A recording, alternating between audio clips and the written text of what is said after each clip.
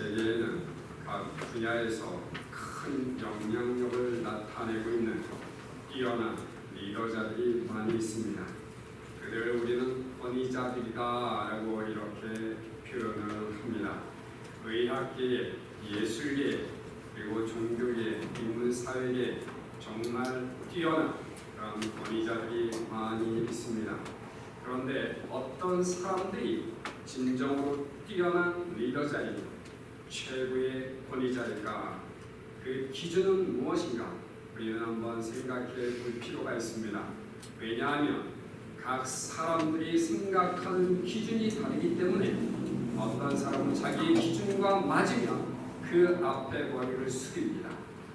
그리고 그 사람을 찾습니다. 그러나 자기의 생각과 기준이 다르게 되면 아무리 뛰어난 지도자이고 능력자이고 권위자라 할지라도 그 앞에 절대 머리를 숙이지 않는다는 사실입니다. 세상에 얼마나 뛰어난 사람들이 많이 있습니까? 그런데 여러분 생각해 보십시오. 그 모든 사람들이 진정으로 가장 뛰어난 예수 그리스도 앞에 무릎을 꿇고 있는가?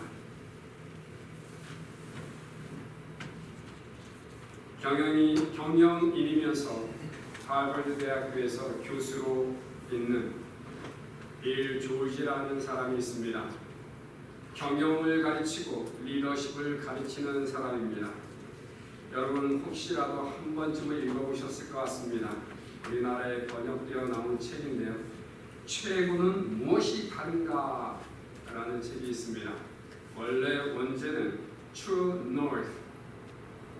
이 안에서 이 빌이라는 사람은 정말 진정한 리더십과 진정한 권위자는 어떤 모습을 갖추고 있어야 하는가, 그거에 대해서 말하고 있습니다. 최고의 리더자들은 리더십과 성공에 대해서 가장 다른 것이 있습니다. 관점이 다른 겁니다. 이 사람은 이렇게 말을 합니다. 진정한 리더는 올바른 관점을 가지고 있어야 되는데 대체적으로 최고의 권위자다라고 하면서도 잘못된 관점을 가지고 판단하고 기준을 정하는 경우가 많이 있다, 이렇게 말을 합니다.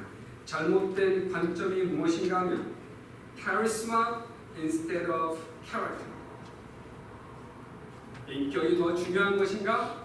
charisma가 더 중요한 것인가? 많은 사람들이 카리스마를 먼저 손에 꼽습니다. 그런데 이 사람이 주장하는 것은 카리스마보다도 더 중요한 것이 있다라고 한다면 캐릭터다라고 말을 하고 있습니다. 진정한 리더십, 진정한 리더자와 권위자가 갖추어야 할 것은 카리스마가 아니라 캐릭터다라는 것입니다. 인격이다라는 것입니다. 두 번째는 image instead of integrity. 한국말로 표현할 수 없는 단어가 바로 인테그리티입니다. 정직함과 신실함, 이런 것을 다 갖추고 거짓이 없는 퍼펙션에 가까운 그러한 인격을 가지고 있는 것이 바로 인테그리티입니다. 그런데 사람들은 인상을 먼저 생각하죠. 첫인상, first impression. 그 내면에는 무엇이 있는가를 보지 않습니다. 여러분 인터뷰할 때 보십시오. 그 사람 안에 무엇이 잠재되어져 있는가, 무엇을 가지고 있는가, 그것보다는 first impression, good looking, 이런 거에 먼저 시선이 집중된다라는 것입니다. 세 번째는 style instead of substance. 어떤 모양을 하고 있는가, 어떤 형식을 가지고 있는가, 실체는 생각을 하지 않습니다. 이것이 세상적인 기준입니다. 세상 사람들이 판단하고 있는 것입니다. 그렇다면 하나님께서 바라보시는 그 지도자와 권위자는 어떠할까요? 성경 안에 기준이 다 나열되어져 있습니다. 하나님께서 기뻐하시는 사람, 하나님께서 인정하시는 마음에 합한 자라고 인정하신 그 사람, 데이빗 아닙니까? 다윗. 그럼에도 불구하고 하나님의 사람들조차도 하나님의 기준을 따라가지 않으려고 합니다. 왜요? 세상에서 성공해야 하기 때문에 세상적인 기준과 가치를 따라가려고 합니다. 세상은 외적인 것에 집중합니다. 성공의 기준이 또 한 가지 다르다라고 빌 조지는 말하고 있습니다. 진정 참된 리더자와 권위자는 외적 성취보다는 내적 성취에 더 큰 비중을 둔다라고 말합니다. 그래서 사회의 긍정적인 변화를 위해서 자신의 부와 재능을 아낌없이 나누는 삶을 실천해 가고 있다라고 말합니다. 성경적으로 하나님께서 우리에게 말씀하시는 거 아닙니까? 하나님께서 허락하신 것을 가지고 우리는 진정으로 나누며 살고 있는가? 그리고 그는 이렇게 말합니다. 이렇게 할 수 있는 이유가 있다. 왜 성공한 사람들, 참된 지도자들, 진정한 권위자들은 이렇게 살아가는 것인가? 하나입니다. 삶의 진정한 의미가 무엇인가를 발견했기 때문이다. 가치관이 완전히 바뀐 것입니다. 내가 왜 살아야 하는가? Purpose of life가 무엇인가? value가 무엇인가? 그것을 깨달은 겁니다. 그것을 온전히 깨달은 자가 참된 리더자가 될 수 있고 참된 권위자가 될 수 있다라고 말합니다. 그런 의미에서 저는 모든 크리스천들이 하나님께서 기뻐하시는 진정한 리더자며 진정한 권위자로 살아갈 수 있다고 믿습니다. 왜냐하면 성경이 가르치는 것이 그것이기 때문에. 무엇보다도 우리는 예수 그리스도를 만났기 때문입니다. 여러분 예수 그리스도를 만나셨습니까? 예수 그리스도를 지식적으로만 알고 있으면 절대 예수 그리스도의 발자취를 따라갈 수가 없습니다. 얼마나 많은 종교 지도자들과 크리스천들이 예수 그리스도를 알고 있습니까? 그렇지만 예수 그리스도의 제자로 살지 못합니다. 진정으로 만나지 못했기 때문에. 오늘 본문에 보게 되면 예수님의 권위에 대한 의문을 제기하는 사람들이 있습니다. 그는 도대체 누구인가? 예수 그리스도가 누구이길래 사람의 죄를 용서할 수 있다라고 말하고 죄를 용서했다라고 말하고 있는가? 종교 지도자들, 그 당시 유대 사회에서 권위 있는 사람들이었습니다. 성경을 잘 알고 있었고 율법을 가르치고 있는 사람들이었습니다. 그들은 하나님을 잘 안다라고 생각을 했고 성경을 너무 잘 알고 있다라고 생각을 했습니다. 그런데 그들은 예수 그리스도를 비난하고 조롱하고 나중에는 핍박하고 신성 모독죄로 십자가에 못 박아 죽였습니다. 뭘 좀 안다라고 하는 사람들이었습니다. 지성인들이었습니다. 권위자들이었습니다. 그 당시 유대 사회의 최고의 권위자들이었습니다. 종교계에서, 정치계에서. 그런데 왜 예수 그리스도를 죽여야 하겠을까요? 예수 그리스도를 몰랐기 때문입니다. 예수 그리스도가 누구인지 그들은 알지 못했고 결국 그들은 죄를 범할 수밖에 없었습니다. 예수님께서 한 중풍병자를 치유하시는 장면이 오늘 본문에 기록되어져 있습니다.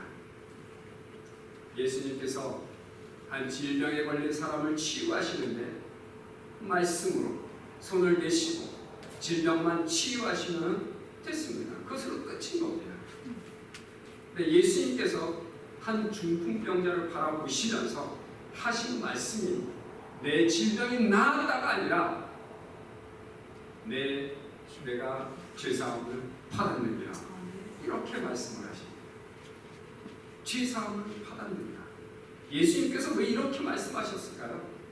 사람들이 중풍병자를 데리고 온 이유는 그의 죄와 상관이 없었을 것입니다. 그냥 질병만 고쳐주셨으면 되는데 죄 용서함 받았다라고 말씀하시고, 그 말씀으로 인해서 종교 지도자들이 시험에 들었습니다. 도대체 저 사람이 누구길래 죄를 용서했다라고 합니다. 죄를 용서할 수 있는 사람은 단 한 분 하나님밖에 없는데 어떻게 저 사람이 죄를 용서할 수 있습니까? 왜 종교 지도자들이 시험에 들었을까요? 왜 예수님께서 하신 말씀을 듣고 의논을 하고 논쟁을 했을까요?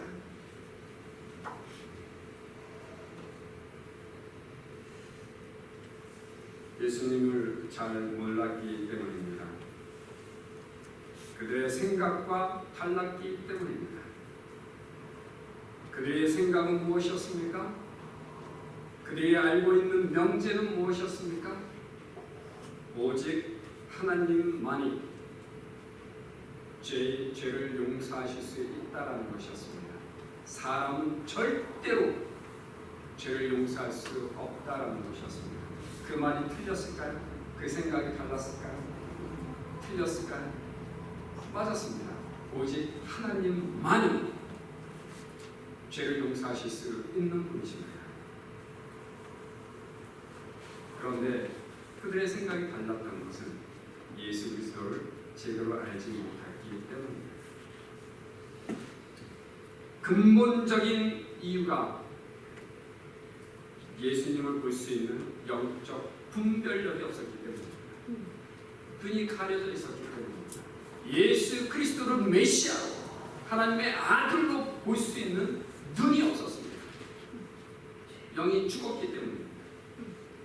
아무리 성경을 많이 알고 있다 할지라도, 아무리 종교적인 열심이 있다 할지라도 눈이 가려져 있으면, 영혼이 죽어 있으면 예수 그리스도를 바로 볼 수가 없는 것입니다. 그들은 최고의 권위를 자랑하고 자기들의 리더십을 내세웠지만 그들은 하나님을 알지 못하는 사람들이었습니다.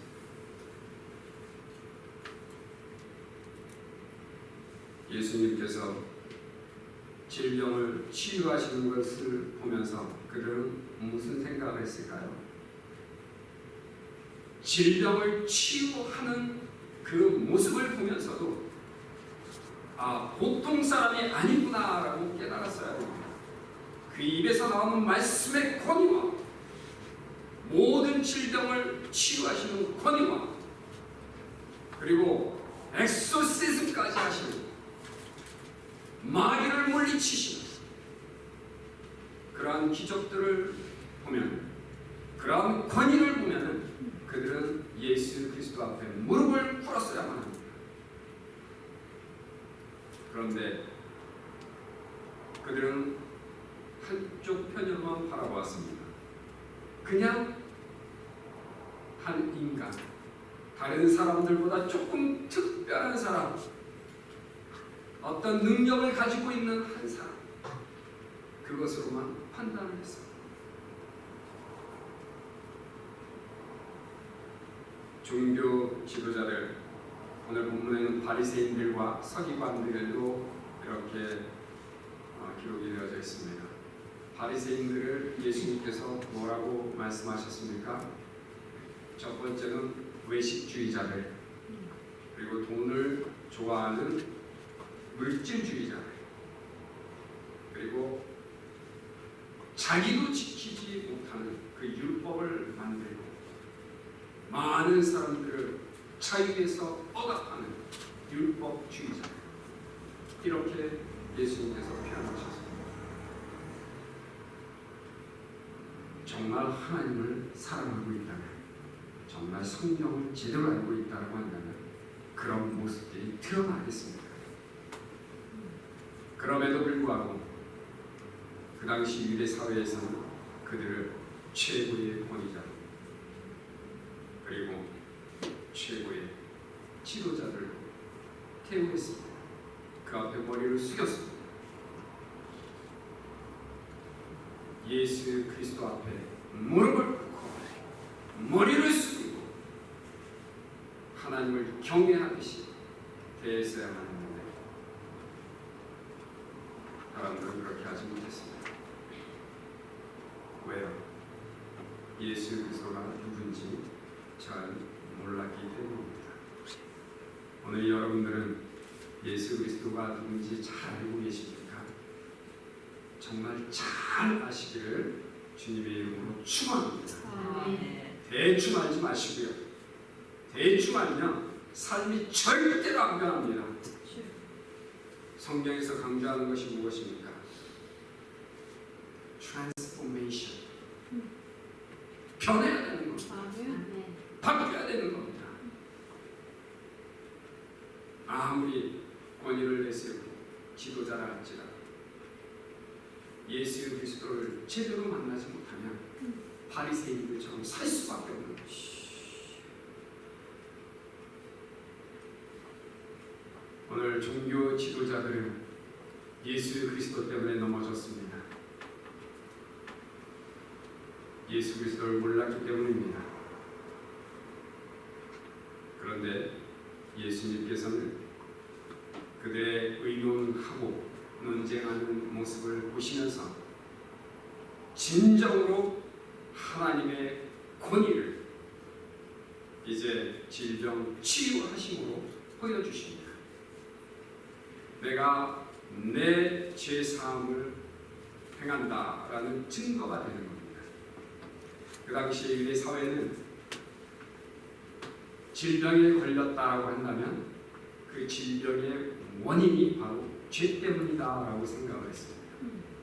지난주에도 말씀드렸죠. 죄가 있기 때문에 질병에 걸리는 것이다라고 이렇게 생각을 했습니다. 자, 그렇다면 예수님께서 중풍병자에게 내가 죄사함을 받았느니라 라고 했다라고 한다면 그는 이미 질병으로부터 치유함 받은 것입니다. 예수님께서 그 증거로 이제 내 침상을 들고 일어나서 집으로 가라라고 말씀하십니다. 그 말씀대로 그렇게 되어졌습니다. 이것이 바로 말씀의 권위고 치유의 권위입니다. 누굴 통해서 이렇게 되었습니까? 오늘 본문에 보게 되면 하나님의 영, 주의 영이 예수 그리스도와 함께 계시다. 하나님의 성령이 예수 그리스도와 늘 함께 계셨습니다. 아멘. 예수 그리스도, 그분은 어떤 분이십니까? 여러분이 생각하기에 예수 그리스도는 어떤 분이십니까? 저는 예수 그리스도를 최고의 권위자라고 믿습니다. 성경은 이렇게 말씀하고 있습니다. 하나님께서 모든 권세를 하나님의 아들 예수 그리스도에게 주셨다. 마태복음 28장 18절 보니까 하늘과 땅의 모든 권세를 내게 주셨으니 예수님께서 하신 말씀입니다. 하늘과 땅의 모든 권세를 내게 주셨습니다. 그 어떤 사람에게도 주신 적이 없습니다. 오직 하나님께서 예수 그리스도에게만 모든 권세를 주셨습니다. 예수님께서 하나님으로부터 모든 권세를 받으셨습니다. 베드로가 이렇게 믿음의 고백을 했습니다. 사도행전 2장에 보니까 그런즉 이스라엘 온 집이 정령 알지니 너희가 십자가에 못 박은 이 예수를 하나님이 주와 그리스도가 되게 하셨느니라. Lord of Lords, 모든 왕들 위에 가장 뛰어나신 왕, 온 우주 만물을 다스리시네 그 주권을 주님께서 받으셨다라는 것입니다. 어떻게 예수 그리스도께서 모든 권세를 얻게 되셨는가? 빌립보서 2장에 이렇게 기록되어져 있습니다. 8절에서 11절까지의 말씀을 보게 되면 자기를 낮추시고 죽기까지 그 십자가에 복종하시고 죽으심이라. 이러므로 하나님이 그를 지극히 높여 모든 이름 위에 뛰어난 이름을 주사 하늘에 있는 자들과 땅 아래에 있는 자들로 모든 무릎을 예수의 이름 앞에 꿇게 하시고 모든 이름으로 예수 그리스도를 주라 시인하여 하나님 아버지께 영광을 돌리게 하셨느냐. 하나님께서 하나님의 아들 예수 그리스도를 십자가에 죽게 하시고 다시 살리셨습니다. 그리고 모든 권세를 아들에게 다 주셨습니다.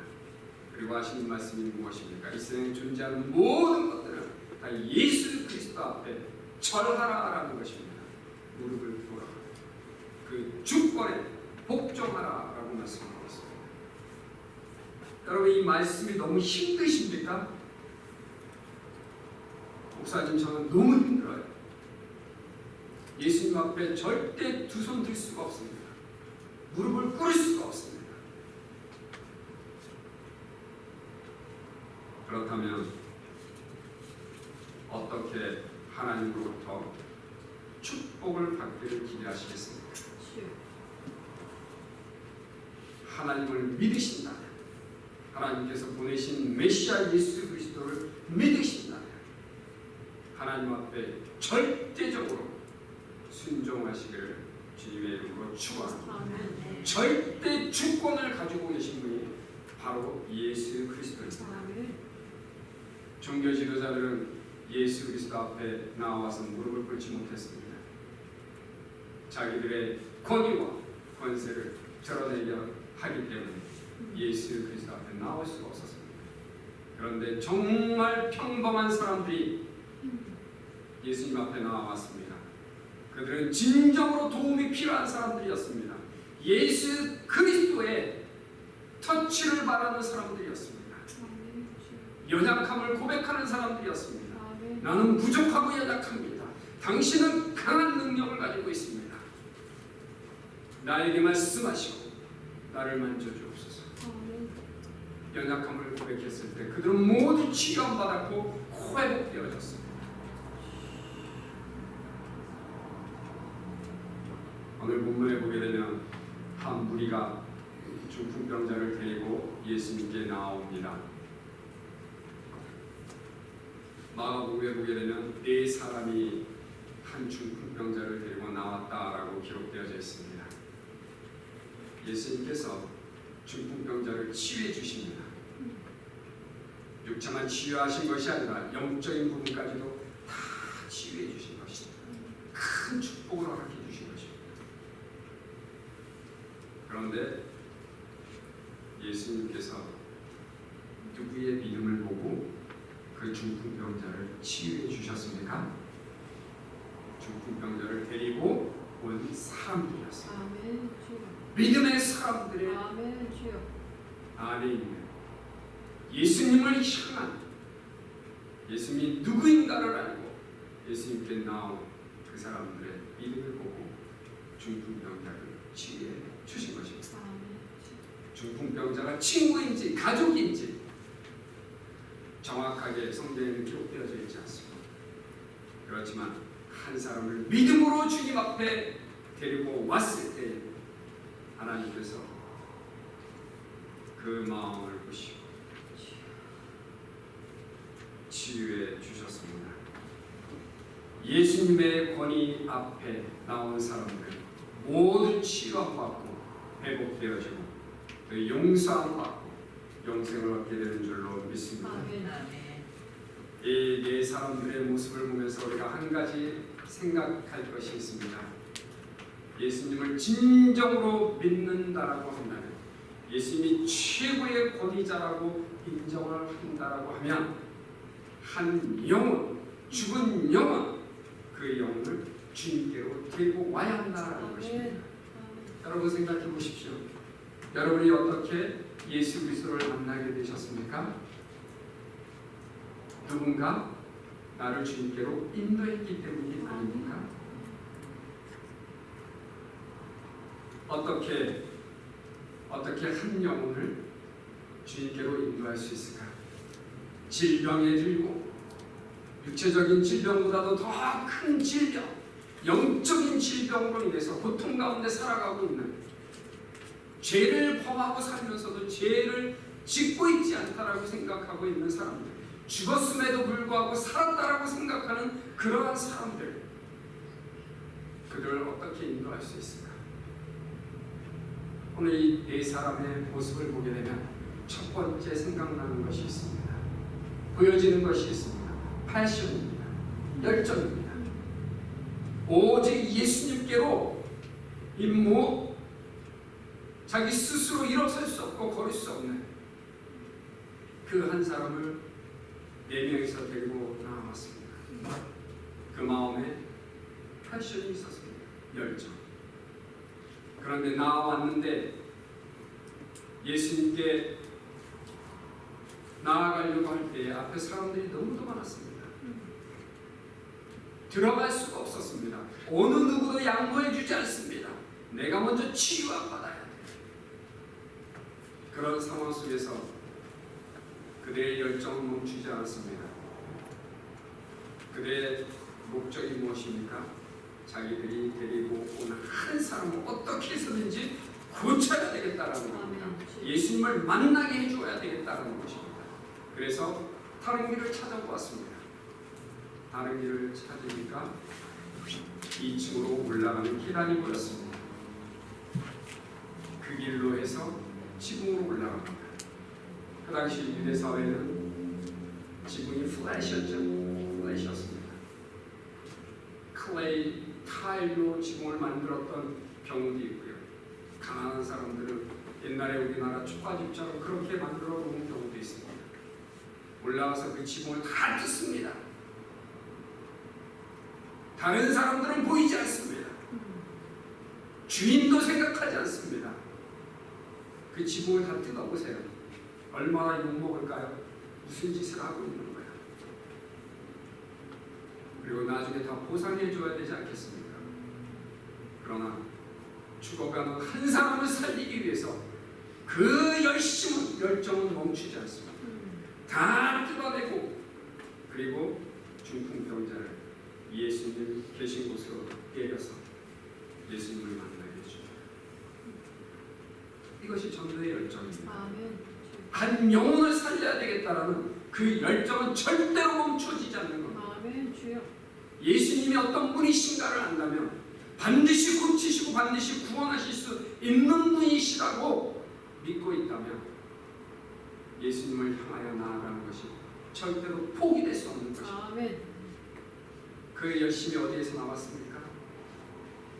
예수 그리스도를 믿는 믿음이 있었고 목적이 있었습니다. 그러나 더 중요한 것은 compassion, heart. compassion이 무엇입니까, 여러분? 동정심 아닙니까? 죽어가는 한 사람을 바라보면서 눈물을 흘려야 되는 것.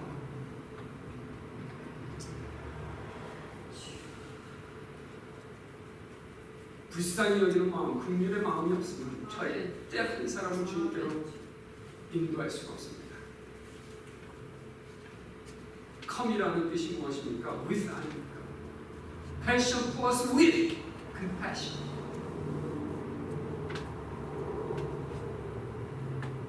그 하트가 있기 때문에 한 영혼을 구원할 수 있는 것입니다. 또 하나가 있습니다. 구원은 혼자 할 수 있는 일이 아닙니다. 팀워크가 필요합니다. 팀워크. 네 사람이서 침상에 한 사람을 눕혀서 데리고 가는데 침상 네 부분을 한 사람씩 맡은 겁니다. 지붕 꼭대기에 올라가서 그 침상을 내리려고 생각해 보세요. 걷지를 못하고 움직이지 못하는 그러한 사람을 어떻게 침상에 눕혀가지고 내릴 수가 있겠습니까? 네 사람이 밸런스를 맞춰야 되지 않겠습니까? 그 일을 그들은 한 겁니다. 여러분, 교회는요, 교회 주님 사역은 절대로 혼자서 할 수 있는 것이 아닙니다. 아무리 목사가 날마다 울부짖고 혼자 날고 뛰고 한다라고 해도 되지 않습니다. 성도들이 돕지 않으면 목회자는 그 일을 감당해 나갈 수가 없는 겁니다. 성도들도 마찬가지입니다. 어떤 한 집사님이 죽어라고 열심히 하고 있는데 옆에 있는 분들은 열심히 잘하고 계십니다. 박수! 열심히 하세요. 나는 나중에 할게요. 두세 사람이 함께하면 쉽게 할 것을 한 사람이 하고 있으면요 얼마나 힘들겠습니까? 그 사람이 지쳐서 넘어집니다. 교회 나올 수가 없습니다. 떠난 후에 그럼 누군가 또 해야 되겠죠. 그러면 그 사람은 또 힘들고 혼자 버티다가 떠나가겠죠. 그러면서 교회는 무너져가는 겁니다.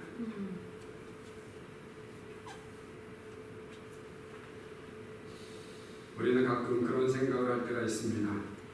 Somebody can do it. Somebody has to do it. Not me.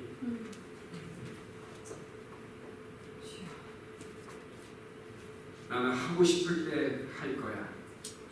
나는 좀 지금 하고 싶지 않아. 우리는 지금 필링의 시대에 살고 있다라고 말하죠. 마음에 감동이 있으면 하고 감동이 없으면 안 하고. 주님의 사역은 그런 것이 아닙니다. 아멘. 주님을 사랑하기 때문에, 주님의 능력을 알기 때문에, 주님이 누군지 알기 때문에 우리는 이 일을 하고 있는 겁니다. 아멘. 여러분 가족 구원을 위해서, 친구 구원을 위해서 지금 무슨 일을 하고 계십니까? 예수님을 잘 알고 계시다면 예수님 앞에 여러분 주위에 있는 사람들을 인도하시기를 주님의 이름으로 축원합니다. 아멘. 가족들을 사랑한다면, 친구들을 사랑한다면 적극적으로, 열정적으로 여러분 나서셔야 합니다. 아멘. 주여. 누구든지 죄가 있다 할지라도, 큰 죄를 범했다 할지라도 예수님께 나오면 모든 죄를 용서 받습니다. 어떤 사람은 이렇게 말합니다. 내가 죄가 너무 많아서 지금은 교회에 나갈 수 없고 나중에 죄를 조금 덜 지면 나갈게요. 잘못된 거죠. 교회에 나와서 회개하면서 죄를 하나씩 용서받아가면서 변화되는 것인데, 나중에 내가 변화되어서 교회에 오겠습니다. 가장 교만한 사람입니다. 용서받지 못한 사람들이 얼마나 많이 있습니까? 죄 용서받지 못해서 고통 가운데 살아가고 있는 사람들이 이 시대에 너무도 많이 있습니다. 예수님께 나오면 예수님은 모든 사람을 용서하시는 줄로 믿습니다. 아멘. 여러분, 우리도 마찬가지입니다. 용서하지 못하기 때문에 지옥 같은 곳에서 살고 있는 경우도 있습니다. 우리가 먼저 용서를 해야 됩니다. 아멘. 왜 우리가 용서해야 될까요? 예수님께서 먼저 우리를 용서해 주셨기 때문입니다. 아멘. 그리고 주님께서 우리에게 말씀하십니다. 명령하십니다. 용서하라. 서로 용서하라. 그리고 또한 우리도 때로는 용서가 필요한 사람들이기 때문입니다. 여러분, 용서하지 않으면요 죄는 계속 커집니다. 끊임없이 죄를 범하게 됩니다.